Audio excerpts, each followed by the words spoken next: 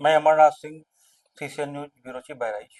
मैं इस समय बिटाना चंद्रावती हॉस्पिटल में आया हूँ और हमारे साथ में हैं डॉक्टर अनिरुद्ध पटेल जी, जिन्होंने कि चंडीगढ़ से अपनी शिक्षा पूर्ण की है और इसमें बहराइच के बहुत ही छोट मतलब ये यूपी के छोटे से जिले बहराइच में अपनी सेवाएं दे रहे हैं।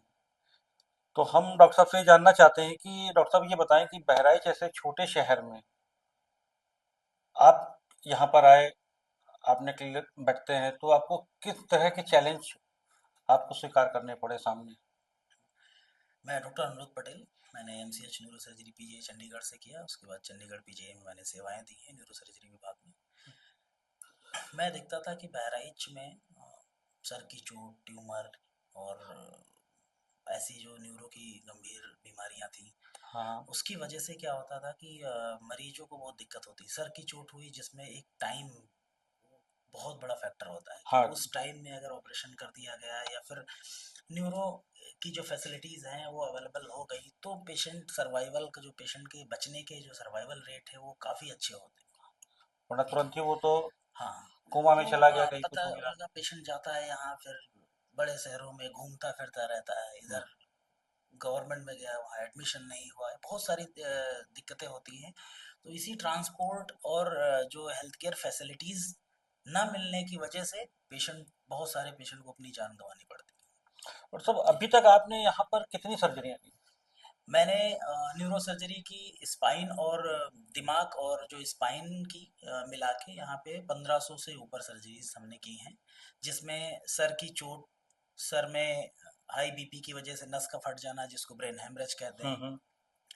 किसी अंग सर की नस का सूख जाना जिसकी वजह से लकवा हो जाए और दिमाग पे प्रेशर बढ़ने लगे, उसकी सर्जरी, दिमाग में जो पानी बन जाता है इसको हाइड्रोकेफलस कहते हैं उसकी सर्जरी, दिमाग में जो ट्यूमर होते हैं, ट्यूमर या रसोली गांठ, हाँ हाँ। उसमें दो होते हैं, कैंसर नॉन कैंसर, उनकी सर्जरीज की इसमें हैं। भी कैंसर होता है? हाँ जी, दिमाग में भी उसको ब्रेन ट्यूमर, उसकी ग्रेडिंग होती है। अच्छा ठीक है। अच्छा। जो शुरुआती ग्रेड्स होते हैं वो नॉन कैंसरस होते हैं, जो हायर ग्रेडर होते हैं कैंसरस होते हैं।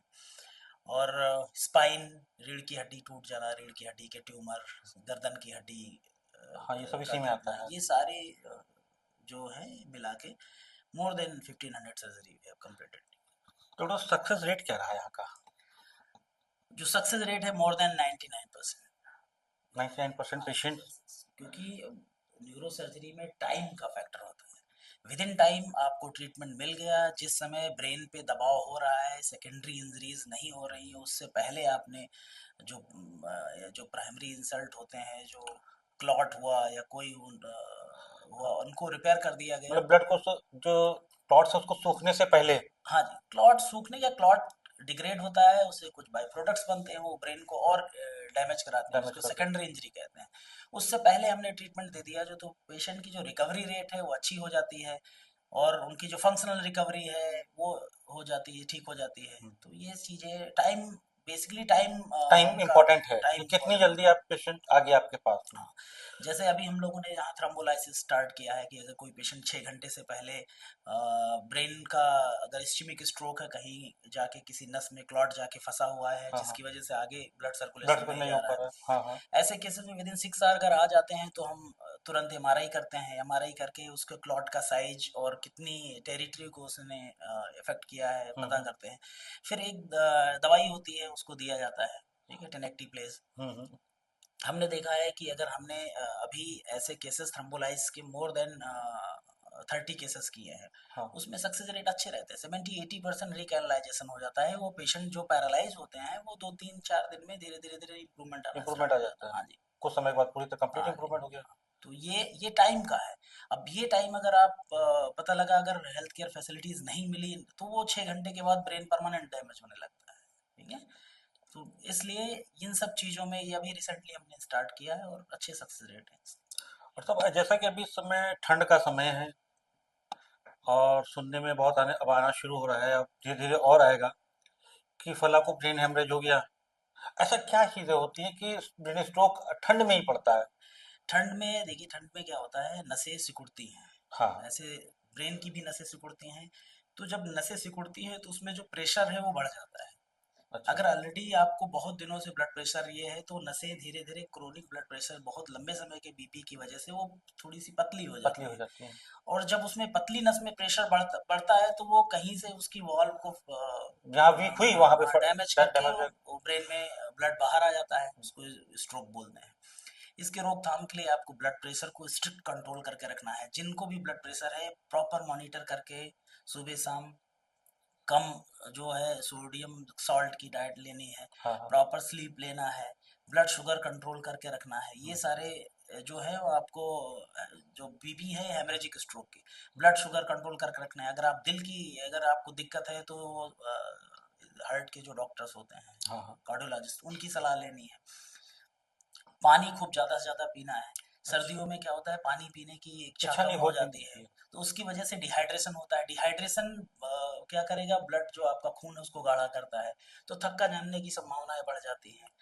कुछ साथ इसमें जो इंडियन कल्चर है उसमें आपने देखा होगा कि सर्दियों में ही बहुत सारे फंक्शंस होते हैं, शादियाँ होती हाँ, हैं। शादी का। तो वैसे उसमें क्या होता है लोगों के जो डाइट होता है, जो खाना होता है वो प्रॉपर नहीं हो पाता है। जैसे तेल वाली चीज़ें जो फंक्शन में गए, तो डाइट का भी इफ़ेक्ट होता है। इसकी वजह से कोलेस्ट्रॉल का जो लेवल है ऊपर-नीचे होना, ऊपर-नीचे होने सारी लगता है। चीज़ें, ब्लड शुगर प्रॉपर कंट्रोल नहीं होना। हुँ। तो ये सारी चीज़ें इसलिए सर्दियों में ये भी एक फैक्टर देखा गया है, ठीक है? और स्मोकिंग, धूम्रपान करना, शराब, ये सारी चीज़ें इनको अवॉइड करना चाहिए ताकि स्ट्रोक के जो रिस्क हैं वो कम हो जाए। और साहब एक चीज़ और मैं आपसे पूछना चाहता हूँ, जैसे मैं खुद बीपी का पेशेंट हूँ, लेकिन मैं दवा नहीं खाता हूँ। लेकिन उसका रीज़न क्या है कि मैं हर 3 महीने पे मैं अपना ब्लड डोनेट कर देता हूँ। नहीं, ऐसा नहीं है। हुँ। ये मिथ है। ब्लड प्रेशर एक मेटाबॉलिक डिसऑर्डर है। ऐसा हाँ, नहीं है कि आप ब्लड आपका कम या ज़्यादा है तो ब्लड प्रेशर कम या ज़्यादा हो जाएगा। वो मेटाबॉलिक डिसऑर्डर है, आपके बॉडी के अंदर कुछ ऐसे चेंजेज होते हैं जिनकी वजह से आपकी जो ब्लड प्रेशर है वो हाई होता है। हुँ, अगर ब्लड प्रेशर आपका हाई है तो रेगुलर जो बीपी की दवाएँ लेनी है। हुँ। अगर उसके एक लेवल के नीचे जाता है तो जो डोज है उनको मॉडिफाई करना है, टाइट्रेट करना है, कम या ज़्यादा कम करते या ज़्यादा रहना कर है। सकते हैं। लेकिन बीपी की दवाई आपको बिना डॉक्टर की सलाह के नहीं छोड़नी है। नहीं, इस तरह का मिथ लोगों में है, वो नहीं, ऐसा नहीं है, वो मिथ है, ऐसा मिथ है, नहीं। हाँ जी। सच्चाई नहीं। ओके।